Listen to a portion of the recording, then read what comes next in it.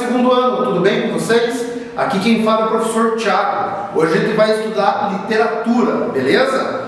Vamos começar então o capítulo 16 da nossa apostila, que é o capítulo que introduz aí o segundo bimestre. O capítulo 16, ele tem esse título aqui, ó, o romance romântico no Brasil.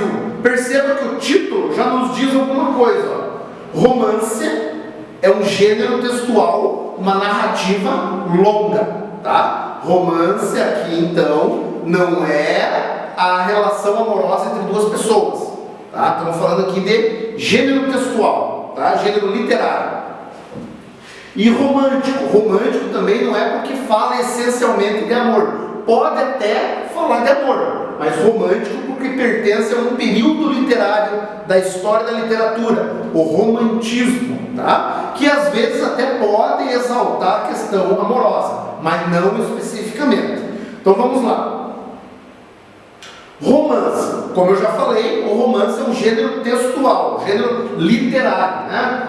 Composto por uma narrativa em prosa. O que é prosa, professor? É tudo aquilo que não é verso.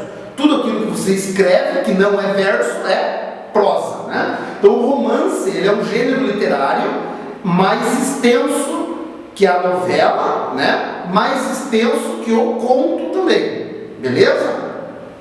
Onde que surgiu o romance? O romance surgiu na França, né? Para atender uma classe burguesa. A classe burguesa, então, naquela época, lá no século XIX, era a classe que estava em ascensão naquele período, né? Então, o romance surgiu para atender esta classe. As mulheres, né, sobretudo as mulheres, liam os romances naquela época. O romance romântico. Então, agora nós vimos que o romance é um gênero textual e o romance romântico é um gênero textual que pertence ao romantismo. O romance ele surgiu no romantismo, beleza? É uma narrativa longa, né, em prosa, eu já falei isso, né, que apresenta traços literários que pertencem ao romantismo. Então, o romance romântico pertence ao período literário do romantismo, beleza? Vamos adiante. O romance, então, ele ganhou espaço no Brasil com a chegada da família real, em 1808, né? Quando a família real chegou no Brasil, a imprensa também se desenvolveu, né? Para atender aí as expectativas da sociedade. Porque com a chegada da família real, a sociedade,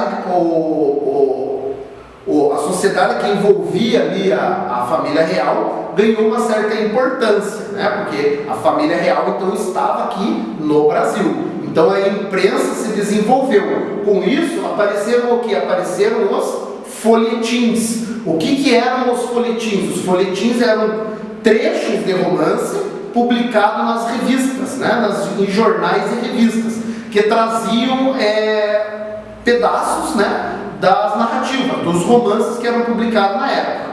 Então, os folhetins ajudou a contribuir com a formação do romance no Brasil, beleza? Então, vamos adiante. Perceba o seguinte, tanto a poesia quanto a prosa romântica, nós vimos a poesia, né, da primeira geração e da segunda geração, e agora a gente está vendo a prosa, que é o romance no Brasil, o romance romântico no Brasil. Ambos, né, tanto a poesia quanto a prosa, apresentam então um projeto de literatura nacional. Por quê? Porque eles falam, né, o conteúdo que é dito dentro dessas narrativas, dentro da poesia, ela exalta a nossa nação, com traços da nossa nacionalidade, né? Aparece então o índio nesse romance, no romance romântico, aparece a contextualização urbana e a contextualização regionalista, tudo para dar uma ideia de como é a nossa nação nesse período. Então, a proposta romântica, né, do romance romântico, é a formação de uma identidade nacional, beleza? Na prosa romântica, então, apareceram romances indianistas, regionalistas e urbanos. Nesses romances, então, ficava evidente alguns traços da nossa nação, que também estava passando por um processo de formação, né?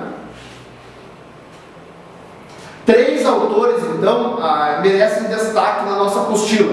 Um deles é o José de Alencar. Este cara aqui, ó, desta fase do romantismo, da formação do romance romântico, é o mais importante para nós, tá? No entanto, que tem um capítulo da nossa apostila que é só sobre ele. Salvo engano, é o capítulo 17. Nós vamos falar mais dele, tá? Ele escreveu muito, esse sujeito.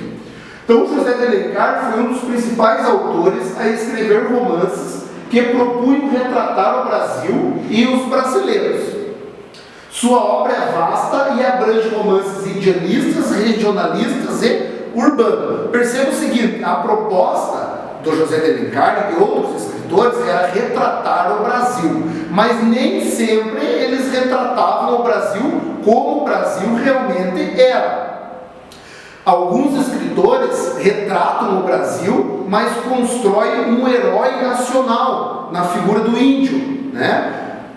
Trazendo então uma proposta que estava sendo produzida lá na Europa, beleza?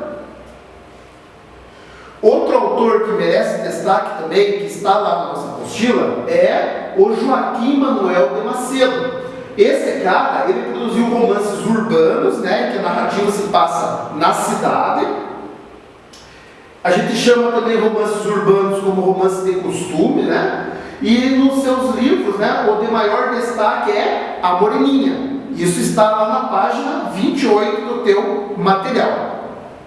E por fim, galera, é o Manuel Antônio de Almeida. Também é outro escritor que a apostila traz para a gente alguma referência a respeito dele, né?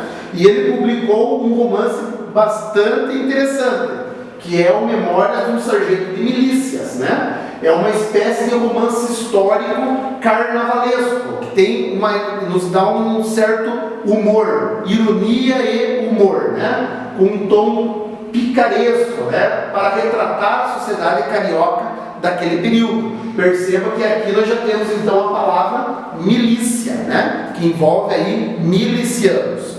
Beleza, galera? Eu espero então ter ajudado vocês com essa aula. Aqui estão minhas referências que eu usei para produzir esta aula, né? E vejo vocês então no próximo vídeo. Falou, valeu!